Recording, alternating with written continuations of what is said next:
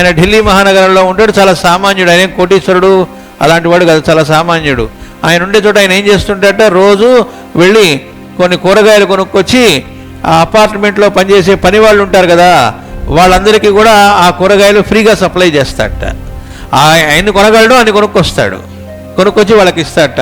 వాళ్ళ నుంచి ఆయన ఆశించేది ఏమిటంటే, కూరగాయలు తరిగిన తర్వాత మిగిలిన తుక్కు ఏదైతే ఉంటుందో అది తెచ్చి నాకు ఇవ్వండి అని చెబుతాడట. అంటే తుక్కు కూడా ఆయన పారేయకుండా మళ్ళీ తెచ్చిమ్మన్నాడు. వాళ్ళు సిన్సియర్గా ఫ్రీగా ఆయన ఇస్తున్నాడు కదా, సంతోషంగా ఆ తుక్కు తెచ్చి ఇస్తారట. ఆ తుక్కు అంతా తీసుకెళ్ళి ఆవులకు పెడతాడట. వాళ్ళు ఎవరో తనకు తెలియక్కర్లే, వాళ్ళు బంధువులు కాదు, తన వాళ్ళు కాదు, అసలు సంబంధం లేదు. అంటే మనకు యజ్ఞం అంటే మనం అనుకునే భావనకి అసలు యజ్ఞానికి తేడా ఇంత ఉంది.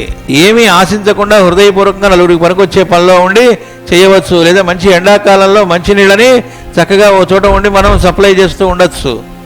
ఆ యజ్ఞం అవుతుంది. ఎప్పుడు అవుతుంది? దానివల్ల మనం ఫలితం ఆశించకపోతే. మళ్ళీ అక్కడ ఓ బోర్డు పెట్టుకొని భరణ స్పాన్సర్స్ అని, లేకపోతే మేము ఇస్తున్నామని, ఇలాంటివి ఏమైనా ఉన్నాయంటే మళ్ళీ ఆ పేరు కోసం వెంపర్లాడినట్టు అవుతుంది. ఇవేమీ లేకుండా కామ్గా మనం కనుక ఇంకొకటి ఉపయోగపడే పనిలో ఉంటే అది యజ్ఞం అవుతుంది. మేము పెద్దవాళ్ళం అయిపోయాం, లేకపోతే ఇప్పుడు మేమేమీ చేయలేం అనుకుంటున్నామట అంటే మనం చేయదలుచుకోలేదని తప్ప, మనం చేయదలుచుకుంటే ఎప్పుడు ఎవరికైనా ఇంకొకరికి ఉపయోగపడాలనే ఉండొచ్చు. దానికి బుద్ధి పుట్టుట కూడా విష్ణుని సంకల్పమే. ఆయన సంకల్పం వల్లనే ఈయనకు ఆ బుద్ధి పుట్టింది అంటున్నారు. ఎవరికైనా అంతే. అందుకే మనం కూడా ఏదైనా చేస్తున్నప్పుడు మహావిష్ణు రాజ్ఞయ అంటే ఊరికే మెకానికల్గా అంటుంటాం, కానీ నిజానికి ఏంటి, ఆయన అనుజ్ఞ లేకపోతే మనం అది చెయ్యలేము.